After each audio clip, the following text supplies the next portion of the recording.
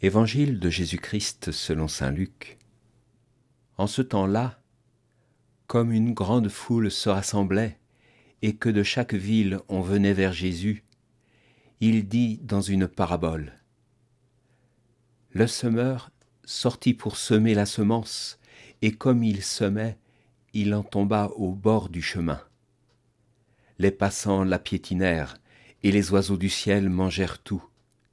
Il en tomba aussi dans les pierres. Elle poussa et elle sécha, parce qu'elle n'avait pas d'humidité. Il en tomba aussi au milieu des ronces, et les ronces, en poussant avec elle, l'étouffèrent. Il en tomba enfin dans la bonne terre. Elle poussa et elle donna du fruit au centuple. Disant cela, il éleva la voix. Celui qui a des oreilles pour entendre, qu'il entende. Ses disciples lui demandaient ce que signifiait cette parabole. Il leur déclara : À vous, il est donné de connaître les mystères du royaume de Dieu, mais les autres n'ont que les paraboles. Ainsi, comme il est écrit, ils regardent sans regarder, ils entendent sans comprendre. Voici ce que signifie la parabole. La semence, c'est la parole de Dieu. Il y a ceux qui sont au bord du chemin, ceux-là ont entendu. Puis le diable survient et il enlève de leur cœur la parole, pour les empêcher de croire et d'être sauvés.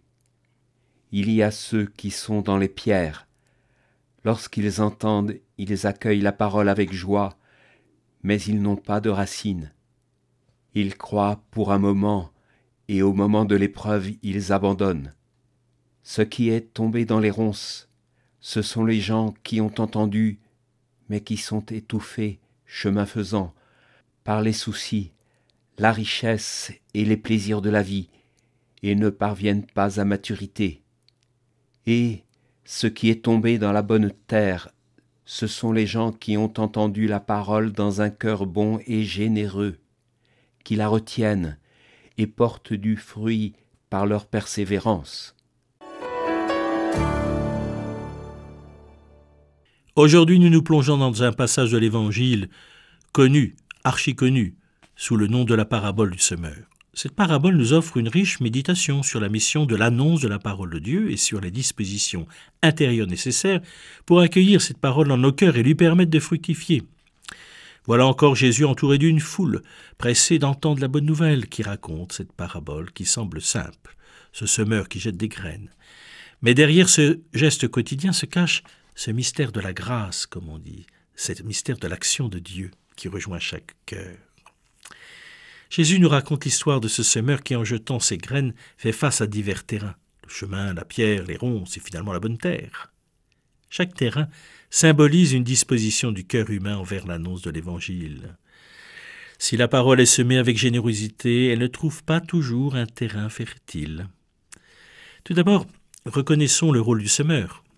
Qui est ce semeur dans nos vies aujourd'hui ? C'est bien sûr Jésus lui-même, mais il passe par des intermédiaires. Il est aussi important de voir que chacun de nous est appelé à être semeur. Nous avons la responsabilité de partager l'Évangile, en parole, en acte, d'annoncer la bonne nouvelle autour de nous, généreusement, gracieusement. Mais nous le savons, il n'est pas suffisant d'apporter la parole, il faut aussi prier pour que nos cœurs à nous soient prêts et que les cœurs autour de nous soient prêts. Les différentes réceptions de la semence nous questionnent sur notre propre réalité intérieure. Sommes-nous comme le chemin, dur et indifférent, où la parole ne peut pénétrer ? Ou bien trop préoccupés par les soucis et les richesses, semblables aux ronces qui étouffent la vie en nous ? Jésus nous appelle à examiner notre propre terre intérieure, et cela régulièrement. Nous le savons, les terrains ne sont jamais à l'abri de changer de destination. Pour accueillir la semence de l'Évangile, il faut créer les conditions d'un terrain favorable. Cette disposition du cœur, qui commence par l'humilité, qui nous permet de reconnaître nos limites aussi et notre besoin de Dieu. C'est lui qui, à travers nous, fait l'ensemencement. La prière joue un rôle crucial. Elle invite chacun à ne pas se décourager. Et c'est ainsi que nous cultiverons notre terre intérieure, que nous demanderons à Dieu de nous rendre réceptifs à sa parole pour que les autres le soient aussi. Nous devons réserver chaque jour un moment de silence, voyez-vous, où nous demandons à Dieu, par l'Esprit Saint, de semer un peu cet amour dans nos cœurs, et à l'Esprit Saint de retirer ces pierres qui apparaissent sans cesse, ces épines qui n'arrivent pas à disparaître. Organisons ce petit moment de parole devant notre coin de prière. On peut le faire en couple, si nous sommes à deux, en famille. La lecture de l'Évangile du jour, comme aujourd'hui. Le partage d'une expérience de foi, afin que chacun devienne aussi témoin de ce que Dieu fait et se laisse lui-même ensemencer par l'action de Dieu. Frères et sœurs, faisons un petit examen de conscience aujourd'hui. Notons les moments où nous avons entendu la parole, mais où nous l'avons laissé passer. C'est le chemin. Où nous avons été trop enthousiastes, sans profondeur, c'est le roc. Où les soucis ont étouffé tout cela, les épines. Demandons pardon au Seigneur, mais surtout, demandons-lui de recommencer à semer encore, car nous l'avons bien entendu, le Seigneur ne compte pas que nos cœurs, lorsqu'ils sont enrichis par l'Évangile, portent ce fruit dans notre vie quotidienne, amour, service, bonté, bref, tous les fruits de l'Esprit. L'Évangile du jour était commenté par le Père Yvon Barrault, curé des paroisses Saint-Benoît en Val-de-Loire et Sainte-Marie en Pays d'Ancenis.